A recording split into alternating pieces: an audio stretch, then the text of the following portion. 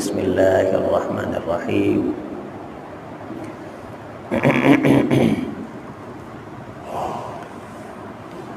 جادو کا ہو جانا اور جادو کا چل جانا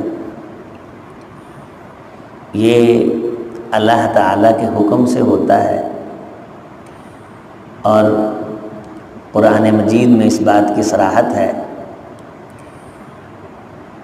کہ اللہ تعالیٰ کی طرف سے جب آزمائش اتری ایک قوم پہ، تو وہاں جو جادو لوگ سیکھ رہے تھے، سکھا رہے تھے، وَيَتَعَلَّمُونَ مَا يَضُرُّهُمْ وَلَا يَنفَعُهُمْ، کہ وہ اس کے ساتھ نقصان کریں، تو وہاں صراحت ہے کہ وہ کوئی بھی نقصان اللہ تعالیٰ کے حکم کے بغیر نہیں کر سکتے۔ لیکن اللہ کے رسول صلی اللہ علیہ وسلم نے، اللہ تعالیٰ نے اس بات کی صراحتیں کی ہیں، فرمایا ہے کہ یہ ہو جاتا ہے اور چل جاتا ہے۔ حضرت موسیٰ علیہ السلام کا جو دور ہے، اس دور میں جادو بہت زیادہ تھا۔ آج کل بھی ہم سنتے رہتے ہیں، دیکھتے رہتے ہیں کہ فلاں محلے کے لوگ جادو بہت کرتے ہیں، فلاں علاقے کے اندر جادو پایا جاتا ہے، وہاں جادو کرتے ہیں ایک دوسرے پہ۔ اللہ تعالی محفوظ رکھے۔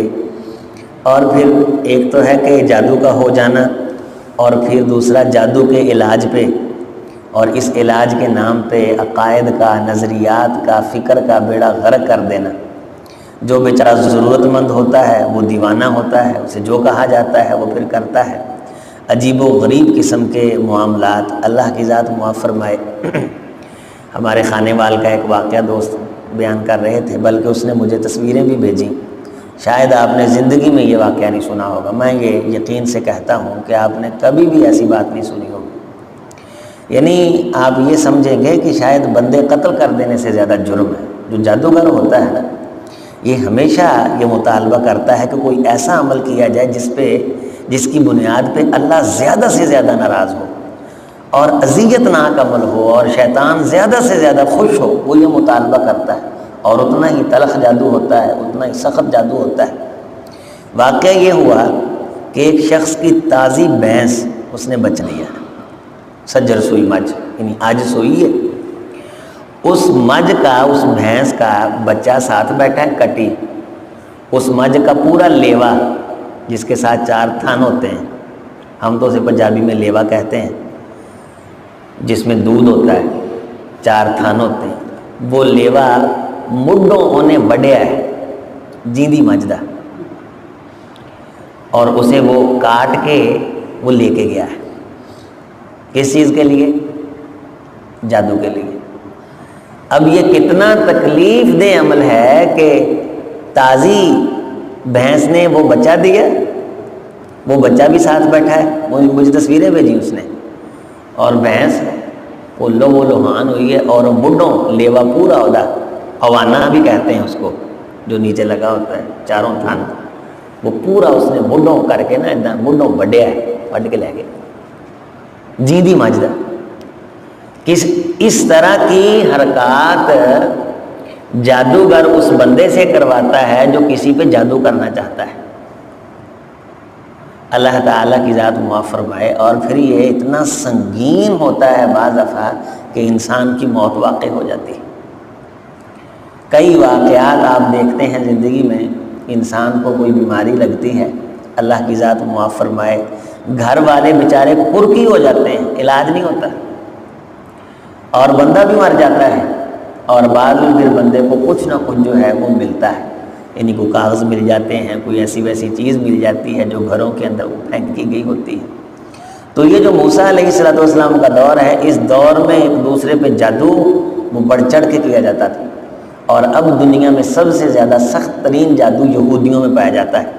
سب سے بڑا جادو، یہ سنگلاخ، آلام کے پہاڑ، یہ جناب علی بنگلہ دیش کی پہاڑیاں، یہ سارے ڈرامے، سب سے زیادہ جادو بڑا اور سخت قسم کا یہ یہودیوں میں، اور دوسرے نمبر پہ عیسائیوں میں۔ اور مدینہ طیبہ میں نبی صلی اللہ علیہ وسلم پہ بھی جس شخص نے جادو کیا تھا وہ خالص یہودی تھا، لبید ابن عاصم۔ اور نبی صلی اللہ علیہ وسلم کا ارشاد گرامی، آپ صلی اللہ علیہ وسلم نے فرمایا کہ جب ہم اس علاقے میں گئے تو جادو کی نحوست سے درختوں کی شکلیں بگڑی ہوئی تھی اور ہر چیز سے ڈر آتا تھا، اس کے اتنے بد اثرات ہیں، اور اس کے پیچھے حسد کار فرما ہوتا ہے، تعصب کار فرما ہوتا ہے، بڑے بڑے کسی شخص پہ اس وجہ سے بھی جادو کر دیا جاتا ہے کہ یہ نیکی کیوں کرتا ہے، نعوذ باللہ، یہ بھی بعض دفعہ کسی کو برداشت نہیں ہوتی۔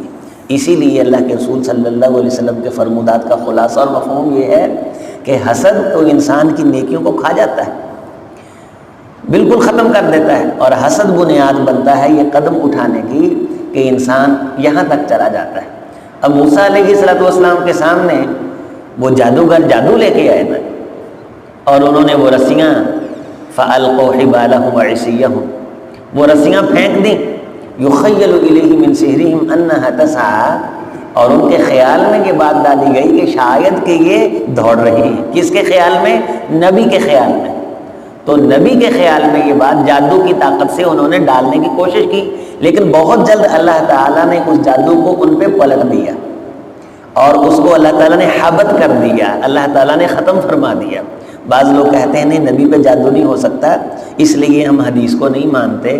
تو یہاں اللہ تعالیٰ نے قرآن مجید میں فرمایا ہے کہ یخیل الیہ من سحرہم انہا تسعیٰ، کہ ان کے خیال میں یہ بات ڈال دی گئی کہ وہ رسیاں جو ہیں وہ دوڑ رہی ہیں، لیکن حقیقتاً ایسا نہ تھا۔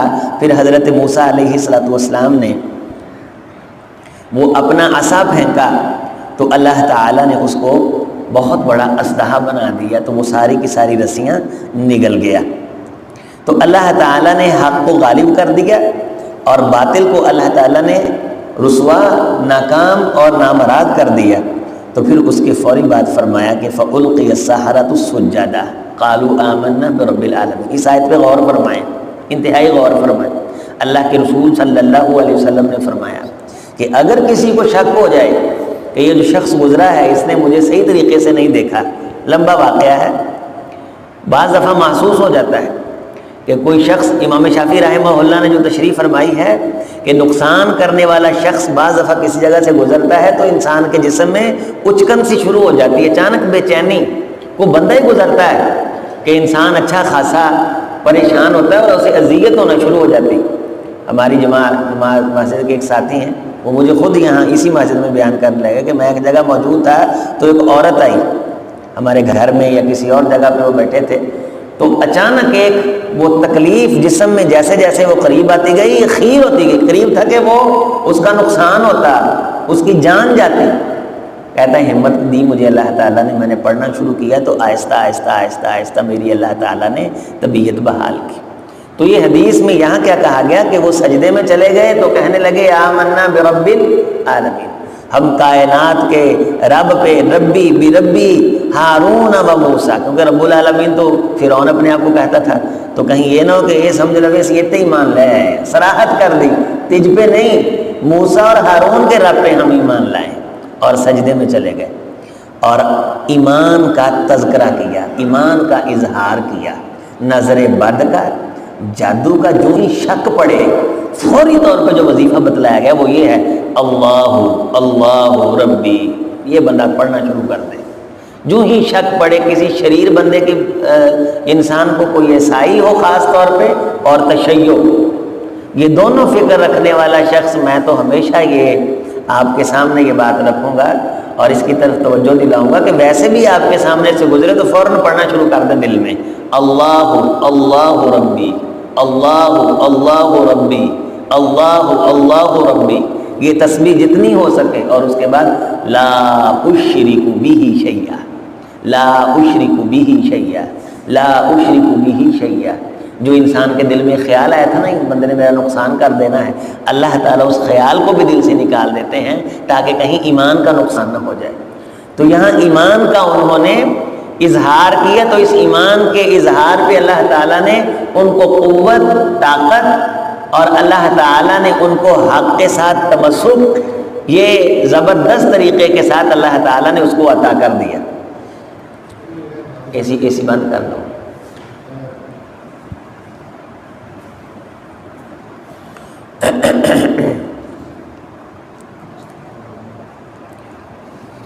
ایک تو سجدہ نبی صلی اللہ علیہ وسلم جب بھی اللہ تعالیٰ کو خوشی دیتا تو شکرانے کا سجدہ کرتے. تو خوشی کے موقع پہ نظر لگتی ہے، عموماً انسان کی اپنی بھی لگ جاتی ہے، اور نظر بد جادو تو اس کے سامنے کوئی حیثیت نہیں رکھتا، یہ اتنی خطرناک ہوتی ہے. نبی صلی اللہ علیہ وسلم نے فرمایا کہ اگر کوئی چیز تقدیر پہ سبقت لے جانے والی ہے، یعنی جو اللہ تعالیٰ نے لکھا ہے اس پہ سبقت لے جائی نہیں جا سکتی، اگر کوئی چیز سبقت لے جا سکتی تو وہ نظر بد ہے. اس کی وجہ سے انسان کی موت فوراً واقع ہو جاتی ہے. ان العین لتدخل الجمل القدرہ، یہ تو اونٹ کو ہنڈیا میں داخل کر دیتی. والرجل القبر، اور اچھے خاصے نوجوان کو قبر میں داخل کرتی آنن فانن. تو نظر بد کا علاج بھی یہ بتلایا گیا کہ جب اس طرح کا معاملہ، ایک تو اللہ کے رسول صلی اللہ علیہ وسلم نے بتلایا کہ جب اللہ تعالیٰ مہربانی کرے، کرم کرے، ایسے لوگوں کو نہ بتاتے پھریں، بس یہ حدیث ہے. اللہ کا شکر کریں، سجدہ شکر بجا لائیں. اللہ کے رسول صلی اللہ علیہ وسلم کی ذات گرامی قدر پہ جب اللہ تعالیٰ کو انعام فرماتے تو حضرت کیا کرتے؟ سجدہ شکر بجا لاتے. فَأُلْقِيَ السَّحَرَةُ سُجَّدًا، سجدہ ویسے سجدہ کیا کریں، عادت بنائیں سجدہ کرنے کی. یہ نفلی عبادت ہے، پورا سجدہ. ایک سجدہ یہ پوری عظمت ہے. نبی صلی اللہ علیہ وسلم نے فرمایا اس بندے کو زیادہ عزتیں عطا کی جائیں گی قیامت کے دن جس کی زندگی میں زیادہ سجدے ہوئے. اور ایک ایک سجدے کو ایک ایک رکعت کے قائم مقام بنایا جائے گا. یہ حدیث میں آتا ہے ایک ایک سجدے کو ایک ایک رکعت کے قائم مقام، ایک ایک رکعت کے قائم مقام، ایک ایک پورے قیام. ویسے بھی بڑی عظمت ہے سجدے کی، نفلی سجدہ کرنا، ویسے بیٹھے بیٹھے سجدہ کر دینا. ضروری نہیں کہ نیت باندھنی ہے، وضو ہو پھر نہیں، وضو کے بغیر بھی آپ اگر بیٹھے ذکر کرتے کرتے کرتے کرتے اللہ کے ساتھ پیار کا سلسلہ شروع ہوا سجدہ کر دیں. یہ بہترین علاج ہے نظر بد سے بچنے کا، حاسدوں کے حسد سے بچنے کا، شریروں کے شر سے بچنے کا. اور دوسرا تجدید ایمان، تذکرہ ایمان. اللہ اللہ ربی لا اشرک بہ شیئا، آمنت بکتابک الذی انزلت وبنبیک الذی ارسلت یا حی یا قیوم برحمتک استغیث. جمع متکلم کے لیے نستغیث کہہ دیتے ہیں اور واحد کے لیے استغیث کہہ دیتے ہیں. اللہم اصلح لی شأنی کلہ، اللہ میرے سارے حالات کی اصلاح فرما دے. ولا تکلنی الی نفسی طرفۃ عین، اور جتنی دیر آنکھ جھپکنے پہ لگتی ہے مجھ کو میری سپرد اتنی دیر کے لیے بھی نہ کر. آگے وہ فرعون کہنے لگا قال آمنتم لہ قبل ان آذن لکم، میری اجازت تو پہلو ایمان لے آئے ہو تسی اتنے. انہ لکبیرکم الذی علمکم السحر، اصل بات یہ ہے کہ تمہارا بڑا ہے اور تم نے مل کر کے میرے خلاف ہوں دوجے پاسے ہو گیا. پہلے جادوگر تیار کیتے اور جب اس کا سارے کا سارا ڈرامہ فلاپ ہو گیا تو کہنے لگا کہ یہ تہاڈے نال دا ہی سی، تسی ایویں ساڈے واسطے دھوکھا دیتا ہے سانوں، تسی یہ نال دے سی. اس نے تم کو تعلیم دی کہ وہاں جا کے ہر جانا اور میرا جھنڈا اونچا ہو جائے گا، طوطی بولے گا تو پھر اس طرح میں عزت پالوں گا. فَلَأُقَطِّعَنَّ أَيْدِيَكُمْ وَأَرْجُلَكُمْ مِنْ خِلَافٍ، میں تمہارے ہاتھ اور پاؤں خلاف جانب سے کاٹ دوں گا. خلاف جانب سے مراد کیا ہوتا ہے؟ الٹی جانب سے. بعض ہمارے بندے سمجھتے ہیں الٹی جانب سے یہ ہے کہ ادھرلے پاسوں ہاتھ کٹنا سیدھا ہے، ادھرلے پاسوں ہاتھ کٹنا نہیں. الٹی جانب کا مطلب یہ ہوتا ہے سجا ہاتھ تے کھبا پیر، یہ الٹی جانب آدھے. پہلو سجا ہاتھ کٹاں گا پھر تمہیں سزاواں دیاں گا، پھر کھبا پیر کٹاں گا پھر سزاواں دیاں گا، پھر کھبا ہاتھ کٹاں گا پھر سزاواں دیاں گا، پھر سجا پیر کٹاں گا پھر اسے کہتے ہیں خلاف جانب سے کاٹنا. تو میں ہاتھ پاؤں خلاف جانب سے کاٹوں گا تمہارے. وَلَا أُصَلِّبَنَّكُمْ، پھر تم کو مصلوب کروں گا سلیب پہ، جو سلیب بنی ہوتی ہے اس پہ تمہیں لٹکاؤں گا جسے ہم سولی کہتے ہیں. فِي جُذُوعِ النَّخْلِ، کھجوروں کے تنوں پہ. وَلَتَعْلَمُنَّ أَيُّنَا أَشَدُّ عَذَابًا وَأَبْقَىٰ، اور تمہیں بہت جلد حقیقتاً پتہ چلے گا کہ ہم میں سے کون زیادہ عذاب کے اعتبار سے سخت ہے، سزا دینے کے اعتبار سے سخت ہے، تے باقی کیڑا رہندا ہے لگ جائے گا پتہ. ایک گھوڑا تے ایک گھوڑے دا میدان. اور پھر آپ سب کو معلوم ہے پہلے بات جو ہمارے پنجابی میں چلتی توں سپ کٹ لا بھائی جڑا کڈنا ہے، وہ وہاں سے چلی حضرت موسیٰ علیہ السلام سے جس کی میں نے صراحت کی تھی. پھر انہاں سپ کڈیا جڑا کڈنا سی. عموماً کمزور آدمی بیچارہ تھک ہار کے کہتے لے آپ بھی جا کے سپ کڈنا کر، میدان مارنا مار. پھر اللہ تعالیٰ نے غالب کس کو کیا؟ موسیٰ علیہ السلام کو. اور یہاں بھی جب اس نے کہا کہ میں یہ کر دوں گا وہ کر دوں گا، دیکھیں گے باقی کون رہتا ہے اور جناب بیلی اقتدار کس کا ہے۔ آپ سب کو معلوم ہے، سارے مسلمان ایمان والے جانتے ہیں کہ اسے کہا گیا کہ وہ تو ایمان والے کہنے کہ لن نؤثرک علی ما جاءنا من البینات، سبحان اللہ، جو ہمارے پاس حقائق آ چکے ہیں نا، تیری ذات کو رائی بھر ہم اس پہ ترجیح نہیں دیں گے، تیری کوئی اوقات نہیں ہے، ہمیں حق پہ ڈٹ جانا۔ یہاں جادو کا یہ بھی علاج بتلایا گیا ہے کہ اربوں خربوں روپے لے کر کے اگر کوئی بد عملی کا کہے تو نہیں کرنی۔ ہمارے ایک دوست ہیں، ان کی والدہ پچھلے دنوں فوت ہو گئی، وہ مجھے لے گئے فیصل آباد میں، یہاں قریبی ہے ان کی رہائش، کہنے لگے کہ ہمارے گھر پہ کوئی جادو کرتا ہے تو ہمارے گھر کے ایک شخص کی نظر کمزور ہونا شروع ہو جاتی ہے، آہستہ آہستہ وہ بیچارہ اندھا ہو جاتا ہے۔ پہلے ہمارے بھائی کے ساتھ یہ ہوا، پھر اس سے بڑے بھائی کے ساتھ یہ ہوا، پھر ہمارے والد کے ساتھ یہ ہوا، اب ہماری والدہ کے ساتھ وہ سلسلہ شروع ہو گیا ہے، اور وہ بندہ خود قاری ہے، معتبر قاری، وہ کہنے لگا میرے ساتھ بھی یہ سلسلہ شروع ہے، تو کوئی کسی نے بہت بڑا نقصان کر دیا ہے۔ تو وہ اس کی والدہ سے میں ملا، میں نے دیکھا وہ بیچاری اندھی ہونے کے قریب تھی، پچھلے دنوں فوت ہوئی، ہم جنازہ اس کا پڑھ کے، وہ مجھے کہنے لگی قاری صاحب مجھے کسی بندے نے علاج کا بتلایا، تو وہ بندہ علاج کے لیے ہمارے گھر آ گیا، اس نے گارنٹی دی، اس نے کہا جو سزا جو جرمانہ اس کا علاج ہو جائے گا، آپ پہ جادو ہے، صراحتاً اس نے کہا کہ آپ پہ جادو ہے، آپ کا علاج ہو جائے گا، اور میں نے یہ علاج کیے ہیں، لیکن تمہیں یہ جان لینا چاہیے کہ میں عیسائی ہوں۔ میں کیا ہوں؟ عیسائی ہوں۔ وہ ماں مجھے خود کہنے لگی بیٹے جب اس نے کہا کہ میں عیسائی ہوں تو میں نے کہا میں تیرے کو پھر علاج نہیں کروانا، ہم اہل حدیث ہیں، توحید والے ہیں، مسلمان ہیں، تے کسی غیر مسلم دے کولوں روحانی علاج کرائیے، جسمانی ہوئے تے گل سمجھ بھی آتی ہے، تے کسی عیسائی کولوں اسی روحانی علاج کرائیے، یہ بھی نہیں کرانا۔ پھر وہ اس کے بعد مکمل طور پہ اس کی نظر چلی گئی اور اسی حالت کے اندر اس نے وفات پائی۔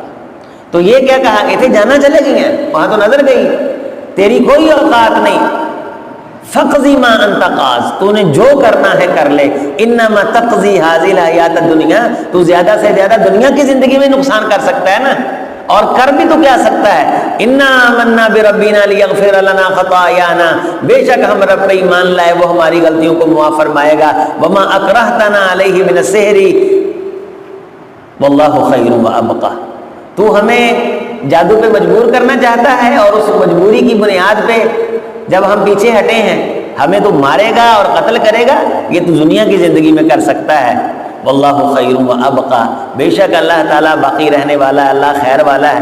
انہ من یاتی ربہ مجرما، یہ جادوگر کہہ رہے ہیں بے شک وہ لوگ جو مجرم بن کے اللہ تعالیٰ کے سامنے آئیں گے، فإن لہ جہنم، تو ان کے لیے جہنم ہے، لا یموت فیہا ولا یحیا، نہ تا مرن گے نہ جین گے۔ یہ کس کی سزا سنائی جا رہی ہے؟ جو ایمان بیچ دے، تو جتنا مرضی بڑا نقصان ہو جائے ایمان نہیں بیچنا، ایمان پہ شک نہ پڑے، اللہ تعالیٰ کی ذات پہ شک نہ پڑے، یہ ایک بندہ مومن کا شیوا ہے، اور اسی کی طرف توجہ دلائی جا رہی ہے۔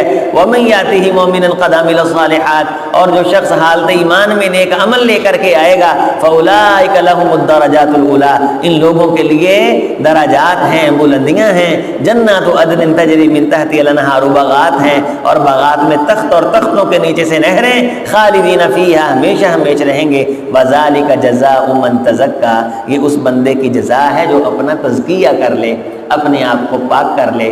اللہ تعالیٰ ہر کسی کو محفوظ رکھے، آزمائش میں نہ اللہ تعالیٰ ڈالے، اللہ ایمان کا امتحان بھی نہ لے۔ ہم تو سارے کے سارے اللہ کے سامنے عاجزی سے اعتراف کرتے ہیں، اللہ جی اسی سارے فیل ہو جانا، اسی نکمے اسٹوڈنٹ ہاں، اپنی مہربانی دنیا تے بھی آخرت بھی، اور ہمیں بغیر حساب کتاب کے، بغیر آزمائش کے، ہمیں تو جو ہم ایمان پہ ہمارا مان بنا ہے نا، اس مان کو مزید بڑھانے کی توفیق عطا کر دے، اور ہر وہ چیز، ہر وہ آزمائش جو ہمیں اس ایمان سے دور کرے، اس سے ہمیں محفوظ فرما۔ ہمارا ہر قسم کا نقصان اللہ تعالیٰ اپنے کرم سے پورا کرے، اور جس بھی قسم کی کوئی نظر بد ہے یا ایسے ویسے معاملات ہیں، ایسے شریروں کے شر سے، ان کی آنکھوں سے جو شر پھوٹتا ہے، ان کی زبان اور ناک اور جسم سے، اللہ تعالیٰ ان سے اہل خیر کو، اہل ایمان کو، اہل توحید کو ہمیشہ محفوظ رکھے۔